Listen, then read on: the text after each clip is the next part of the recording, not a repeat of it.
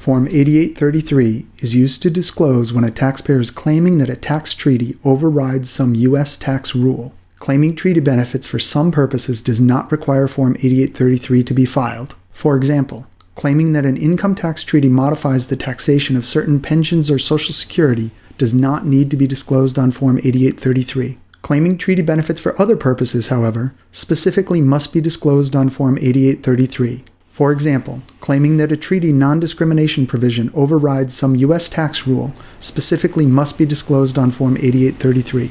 The top of the form indicates that a separate Form 8833 must be filed for each treaty-based return position taken. Also, there is a penalty of $1,000 for failing to file the form when required to do so. The penalty is $10,000 in the case of a C corporation.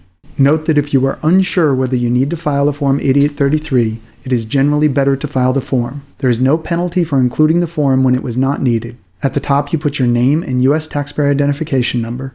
The reference ID number is generally only applicable to foreign corporations. You put your foreign address and/or your U.S. address. The next section has two boxes for you to check. The first is for positions required to be disclosed under Section 6114. The second is for dual resident taxpayers who are required to file the Form 8833 under the residency regulations. Most of the time you would check the first box, and if you are a dual resident taxpayer, you would check the second box. The note below these boxes includes an important reminder for dual resident taxpayers who are long-term green card holders. That is, if they claim they are not U.S. residents under a treaty, the exit tax rules will apply, and the taxpayer will be deemed to have expatriated under Section 877 Cap A. Such an act can have significant U.S. tax consequences. Thus, it is important to understand these rules prior to taking such a treaty position. The next section has a box to check if you are a U.S. citizen or resident or a corporation formed in the U.S. On line 1, you enter the treaty country involved and the specific article in the treaty that applies. On line 2, you list the code section that is being modified by the treaty. For example, a dual resident taxpayer claiming not to be a U.S. tax resident